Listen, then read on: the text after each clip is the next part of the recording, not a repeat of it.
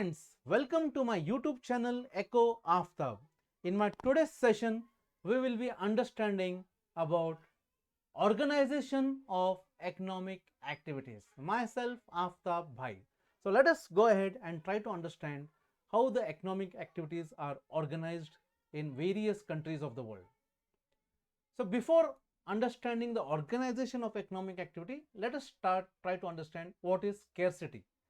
Here friends, you can see there is an apple, and behind this single apple there are many people who are behind this. So you can see there is one resource apple and there are many people who want it. So wants are more and the resource apple is scarce. So scarcity in economics refers to when the demand for a resource is greater than the supply of that resource, as resources are limited. So in simple words friends, scarcity, according to Robbins' scarcity definition of economics, there are limited resources and unlimited wants, and because of limited resources and because of unlimited wants, there is the problem of scarcity. Having understood what is scarcity friends, behind this scarcity there lies an underlying serious issue. Because of scarcity we are having something called as economic problems. You can see behind the scarcity there is an issue of economic problems, or because of scarcity we see there is economic problem.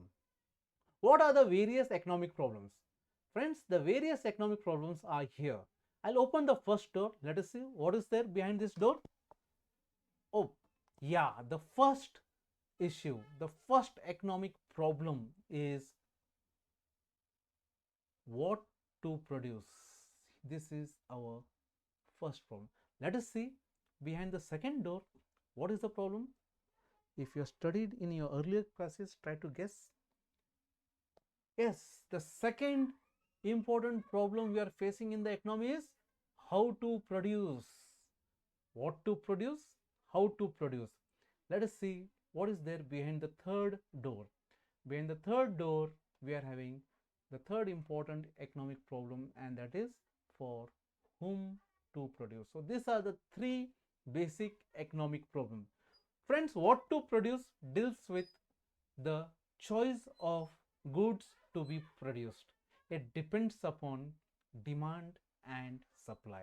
How to produce is the choice of technology that can be used to produce the goods, whether to go on for labor intensive goods or to go on for capital intensive goods. The third issue is with regard to distribution. In my earlier session we saw about distribution, consumption and production. So for whom to produce is related to the problem of distribution. There are rich, there are poor, there are haves, there are have-nots. So who can afford, who cannot afford, what goods should be produced, at what prices it should be charged, and who will be having the ability to buy. All these things issues comes in for whom to produce.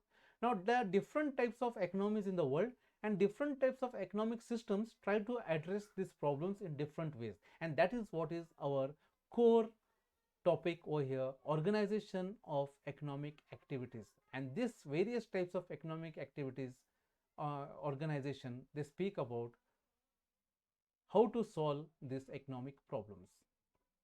So let us see friends, economic systems. So these different types of economic systems in the world try to address the economic problems in different ways. Here you can see there are three types of economic systems. The first one is socialism, capitalism and mixed economy. So these are the three important types of economic organization upon which we will be going into detail. Let us see what it is. So socialism, capitalism and mixed economy. Let us start with socialism. Friends, socialism is also known as command economy. Remember these two words, socialism and command economy. So what is socialism or what is command economy? In a command economy, all the economic decisions are taken by the government. What type of economic decisions, friends. When we speak about economic problems, here you can see these economic decisions such as about what to produce, how to produce, for whom to produce are all answered by the government. So if this is our country, it is the government which is taking care of all the aspects of the economy as to what to produce, how to produce, and for whom to produce. So the government is the nucleus in such type of economic system, that is in command economy, or also called as in socialism, it is government centric economic organization. What happens over here? Allocation of resources and distribution of end products, everything is decided by the government. It is government, government, and government. It is an economic system characterized by, friends, try to remember this next points, it will help you to understand the difference between socialism and capitalism. So in a command economy, there is collective or state ownership of means of production and distribution. State ownership matlab it is the government which owns all the means of production and distribution. So first thing is state ownership of the means of production and distribution. Next is there is absence of private property and there is no role for profits. There is no profit motive. Absence of private property and profit motive. Production for the welfare of the whole community. Here we are not, you can say the government thinks of all the people equally. So it is the community that plays an important role, the welfare of the community, not the welfare of a few. That is what comes under command economy. The next thing is there is absence of price mechanism and competition. There is no price mechanism that is happening because what to produce is decided by the government, how to produce is decided by the government, for whom to produce is decided by the government, what should be the prices of the goods and services that is produced, everything is decided by the government. There is no scope for competition in command economy. And lastly, friends, there is prevalence of economic planning and economic equality. Here we speak about economic equality. All will be getting equal share in the national income. That is what the main objective of command economy, where government plays or the state authority plays the central role, or the state ownership plays a very important role under command economy. Here everything is by command of the government, and such an economy is called as command economy or socialistic pattern of government. Next is another form of socialism is there, which is called as communism or Marxism, friends. Communism or Marxism. So this is an extreme form of socialism, communism. So communism is the extreme form of socialism. It advocates extreme state interference into the economic life of the people. It advocates, just you can see, extreme state involvement, advocates violent methods to remove capitalism. It abolishes all the private property rights. There is no private property or private rights to income. Such a system prevailed earlier in China and Russia and European Economic Community. But today we don't see communism. This is just for highlight the extreme form of socialism. If socialism is here, uska extreme form was communism, also called as Marxism. Then comes the other systems where they are more liberal. Communism. Then comes capitalism. The other name for capitalism is market economy. What happens over here? In market economy, demand determines what goods and services are to be produced and how much of each good and service is to be produced. Consumers spend their income to maximize their economic welfare. So as I said, In socialism, if government was in the center, here it is your demand and supply that is in the center. So here demand and supply, when I'm making use of this particular demand and supply, friends, it is nothing but it is not the government, but it is the two important market forces in the market, demand and supply, that determines what should be produced in the economy, how much should be produced and for whom to be produced. So here market decides about the economic activities, and the problems of the economy are solved by free market of what to produce, how to produce and for whom to produce. Given the demand, firms decide how to produce the goods. Here firms aims at maximizing their profits. So यहाँ पे there is a conflicting issue. Consumers, they want to maximize their utility, and producers want to maximize their profit. And in this struggle between maximizing utility and maximizing profit, it is the market through its two forces, important forces, demand and supply, decides as to what is to be produced, at what price it is to be sold, and who will be able to buy the price depending upon their purchasing power. So this is all about market economy. So friends, price plays a very important role in market economy. The role of government is negligible. Here in market economies, we can say the role of the government is only, we can say, police state. What is police state? Only crime, law and order is taken care by the government.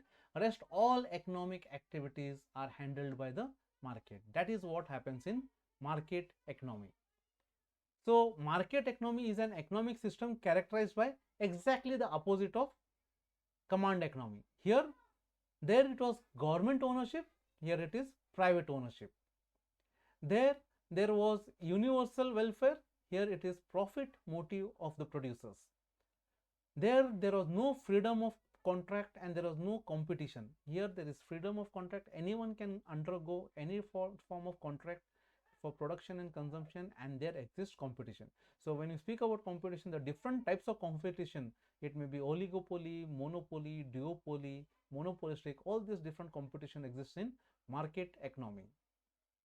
There is freedom of consumption and production. Anyone who wants to consume anything, it may be alcohol, it may be food, agricultural goods, it may be luxurious goods, or anyone who sees that this is the demand in the market, I am ready to produce alcohol, I am ready to produce agricultural commodities, I am ready to produce these comforts and luxuries. So all depends upon what is demanded in the economy and what is available in the economy.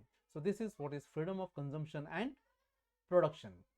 And there is free price mechanism. Depending upon the market forces of demand and supply, the prices keeps on changing. If demand increases, price increases. If supply decreases, price increases. If demand decreases, price decreases. So this particular, you can say, the interplay of demand and supply decides the price. So it is called as free price mechanism. And lastly, friends, under market economy, there is a big gap between rich and poor.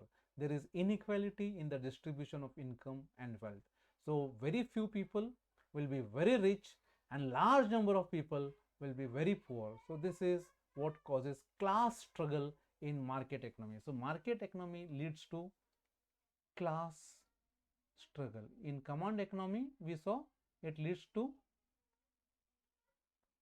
social equity, whereas in market economy, it leads to class struggle. Now let us see, when I am speaking about market economy, how the market works. So I will just show you briefly the market mechanism. So here we are having factor markets and product markets. Factor markets matlab those factors such as land, labor, capital and organization. So we are having owners of natural resources, we are having owners of human resources who are ready to provide their physical labor and mental labor. Then there are owners of physical resources in the form of machines and buildings and all those things. So they are called as factor inputs. This is on the one hand.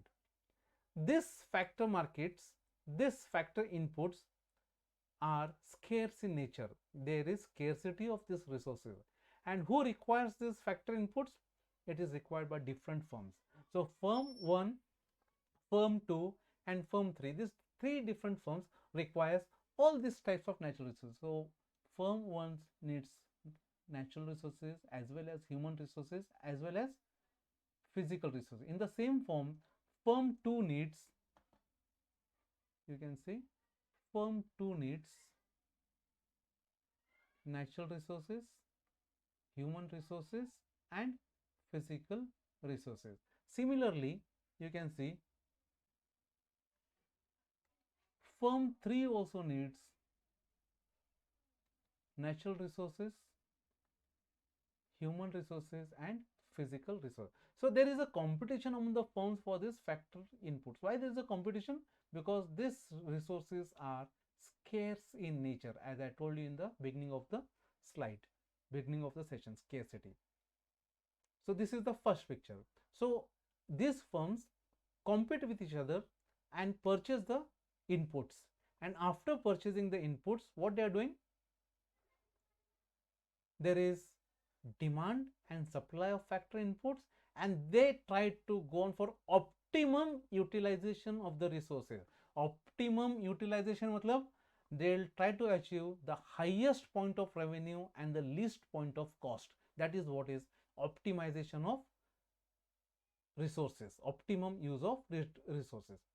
Then these firms, firm 1, firm 2, firm 3, with the help of these factory units produce different types of goods. Product A is produced by firm 1, product B is produced by firm 2 and product C is produced by firm 3. See how they are leading to specialization. Product A is produced by firm N, product B by 2, product C by 3. Now here what is happening? There is allocation of resources. So firm 1 is allocating, let us say, I'll say this firm 1 is producing wheat powder. Okay, it is, they are producing flour, wheat flour. Then product B, let us say it is mobiles, and product C, let us say it is alcohol. Now here all these three firms are making use of these natural resources and allocating these resources in producing different goods, different products. So there is supply of wheat flour, there is supply of mobiles, and there is supply of alcohol, because these firms have produced this thing. Then there are consumers. Now let us say there is consumer X, consumer Y and consumer Z. Now here again you will see one interesting thing. So all these consumers are there, few consumers are there who want basically, let us say consumer Y, he wants the necessities, the wheat flour. He is not interested in mobiles and alcohol. Let us say there is consumer X who is more interested in having alcohol because his lifestyle is different. And let us say there is consumer Z who wants wheat as well as who wants mobile as well as he wants alcohol. So you can see there are different types of consumers over here. So what they aim at? This is the demand. So consumers are having demand and the firms are providing the goods through supply. So this demand and supply is what is the market mechanism. So here you can see these consumers are spending their incomes on these various types of goods. So they are allocating their income. So consumer X, Y and Z are buying either product A, product B or product C, or either two of the products or all the products. So that is what is allocation of income. And what is their main objective behind this allocation of income? Economic welfare. They want to maximize their utility. So now the question, friends, what to produce, for whom to produce and how to produce, this is what the market is deciding. So the firms decided to produce product A, product B, product C. the consumers decided what to buy. So what to produce was decided by both the firms and the consumer. That is, through demand and supply forces, the question was solved what to produce. Then depending upon the firm's capacity, they decided which resource is available at cheap price. If human resource is available at cheap price and they don't have machinery, they will go for labor intensive techniques of production.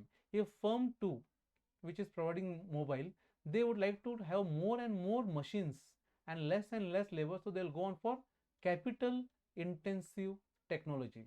Firm 1 may make use of natural resources, land, and human resources, labor, for producing flour.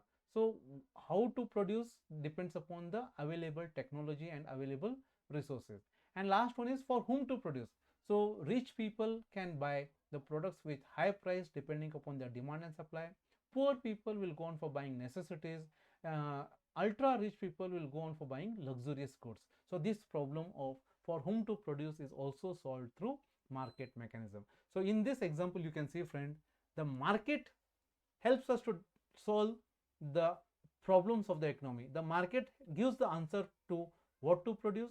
The market helps to understand how to produce, and the market decides for whom to produce. So all the economic problems in a market economy is solved through the demand and supply forces of market.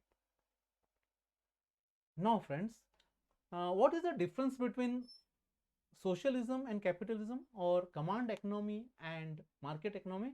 It is the freedom of choice. So you can see in command economy, that is in socialism, there is no much freedom for the economic agents, because everything, each and everything is decided by the government. The government is the deciding factor. So there is very less freedom of choice. On the other hand, in capitalism, you can see there is full freedom of choice. The economic agents have complete freedom to decide about their economic activities.